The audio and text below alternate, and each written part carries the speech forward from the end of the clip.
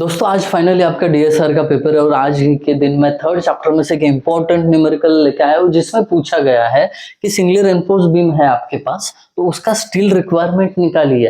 Area of steel कितना होगा ये निकालिए। पहले तो हम समझ लेंगे न्यूमेरिकल को। ये अगर समझ में आएगा आपको, ये आने से पहले क्या करो, आप चैनल को सब्सक्राइब नहीं किया तो कर लो और अपने सारे दोस्तों के साथ शेयर कर लेना। चलिए शुरू कर देते हैं। क्वेश्चन को समझना और फिर सोल्यूशन। यहाँ पे क्या दिया है, उन्होंने बोला है कि 300 mm विड्थ है, डेप्थ उसकी 600 mm है, ऐसा एक आपके पास बीम है। अब ये डेप्थ डायरेक्टली इफेक्टिव दिया है, इसके लिए मैं छोटा डी लिख दिया। डन। अब इसके बाद उन्होंने बोला है कि ये बीम पे, आंखों के सामने बीम आना चाहिए, ये बीम पे 220 किलो न्यूटन मीटर का क्या आने वाला है, बेंडिंग मोमेंट। ठीक है, उस बीम के अंदर जो यूज किया गया कंक्रीट है, देखो ऊपर बीम दिखाई देगा आपको, ये बीम में M20 ग्रेड का कंक्रीट है और जो स्टील रेनफोर्समेंट डाले हैं उसमें वो है Fe500 ग्रेड के। That's it. अब ये सब देख के बोलते हैं कि यहाँ पे कितना स्टील लगेगा, बता देंगे ना, हम डरते थोड़ी है, फटाफट कर लेंगे इसको। देखिए स्टील रिक्वायरमेंट अगर आपको निकालना है और साथ में एमडी दिया है, एमडी दिया है, तो पहला काम ये करना है आपको कि दिया हुआ सेक्शन अंडर एनफोर्स्ड है कि ओवर एनफोर्स्ड है। ये बात बहुत काम आएगी एग्जाम में। अगर आपको एमडी दिया है और एएचटी पूछा है तो पहले सेक्शन अंडर एनफोर्स्ड है कि ओवर एनफोर्स्ड है, ये पता करना होगा। अब ये पता कैसे होता है, एमडी और एमयू लिमिट की कंपैरिजन से। इसका मतलब साफ है, एमडी आपके पास है, एमयू लिमिट पहले निकालना पड़ेगा। तो यहाँ पे मैं क्या करूंगा, स्टेप 1, ये तो स्टेप अपने कन्वीनियंस के लिए लिखता हूं मैं, स्टेप 1 2। आप डायरेक्टली ये ना लिखे, सॉल्यूशन भी शुरू कर सकते हो। देखिए यहाँ पे सबसे पहले तो एमयू लिमिट निकालोगे, एमयू लिमिट। अब एमयू लिमिट का फॉर्मूला फॉर Fe41 नहीं, Fe500 पता होना चाहिए आपको। MU limit is equal to 0.133 FC के BD स्क्वायर। चलिए लास्ट का न्यूमेरिकल है ना, तो इसमें ये रिवीजन करते हैं। ये 500 के लिए हुआ, यहाँ पे 0.138 Fe415 के लिए हुआ, यहाँ पे 0.149 Fe250 के लिए हुआ। डन। नोट डाउन कर लो वहां पे ऊपर जो आपका स्पेस रहता है, हेडर का स्पेस, उसमें। डन। अभी क्या करना है, बस वैल्यूज पुट करना है दोस्त। 0.133 FC के 20, बी कितना है, यहाँ पे बी दिया है 300 और डी 600, इसका स्क्वायर। एमयू लिमिट बड़े आसान तरीके से निकलेगा। देखते हैं कितना आता है, 0.133 इंटू 20 इंटू 300 इंटू 600 का स्क्वायर। कहीं गलती से एक जीरो एक्स्ट्रा ना हो जाए। 287.28 कितना आया ही, 287.28, हाँ परफेक्ट, इंटू 10⁶ न्यूटन mm।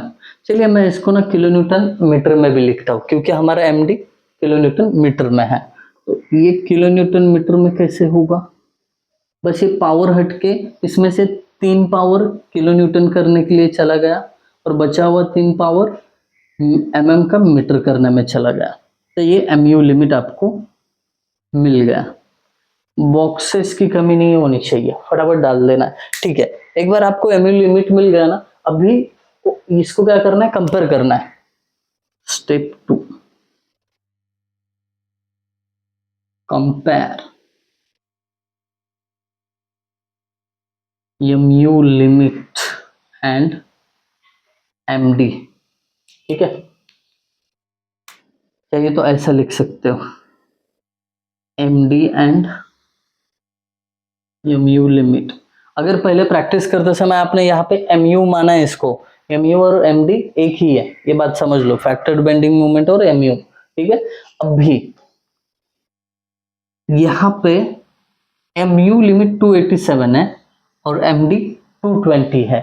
तो अगर देखा जाए तो MD इज लेस देन, बराबर ना, MD is less than MU limit. तो ए केस में दिया हुआ सेक्शन इज अंडर रेनफोर्स्ड, और यहां पे ही आपका डिसाइड होता है कि एएससी कैसे निकलेगा।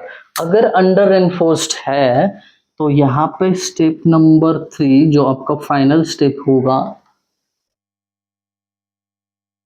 इसमें फॉर्मूला क्या आएगा देखो। अंडर एनफोर्स्ड है, इसके लिए AST is equal to 0.5 FCK upon FY into under root 1 minus 4.6 MU यानी MD divided by FCK BD square into B into D, ये फॉर्मूला आएगा। यही अगर ये ओवर एनफोर्स्ड होता, मतलब क्या, अगर MD greater than MU limit होता तो इसके लिए PT लिमिट का फॉर्मूला था। PT लिमिट का बता देता हूं क्या है वो formula. AST is equal to PT limit BD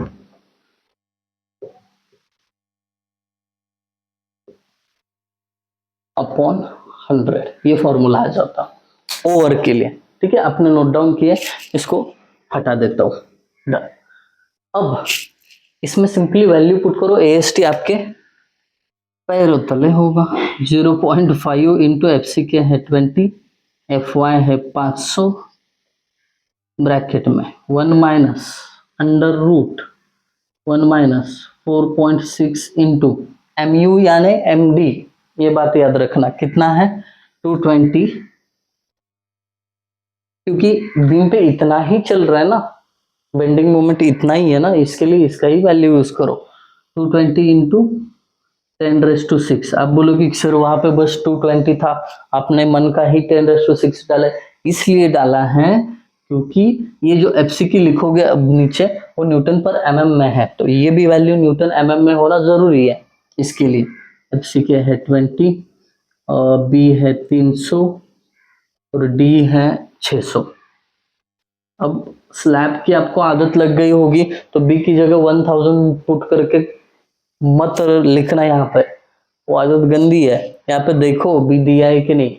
slab में क्या करते थे, B की जगह 1000 पुट करके आगे चलते थे, done.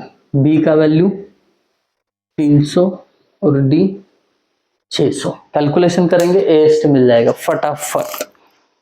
0.5 into 20 divided by 500 into bracket में 1 minus under root 1 minus 4.6 into 220 into 10⁶ divided by FCK 20, ये 300 600 का स्क्वायर ब्रैकेट के बाहर 300 इंटू 600 975.50। तो फाइनली AST जो है कितना मिला 975.50 mm स्क्वायर, क्योंकि mm में पुट किया था ना वैल्यू सब। इसको अच्छे से बॉक्स में रख दो। आई होप आप सभी 100% समझ गए होंगे इसको, क्योंकि विद कॉन्सेप्ट मैंने बता दिया कि ये MU लिमिट क्यों निकालना है, उसका कंपैरिजन क्यों करना है, उसके अकॉर्डिंग फॉर्मूला कैसे चेंज होता है। तो अगर वीडियो पसंद आए तो जरूर आप कमेंट में मुझे बता देना और अपने सारे दोस्तों के साथ शेयर कर लेना। Thank you guys for watching video, thank you so much.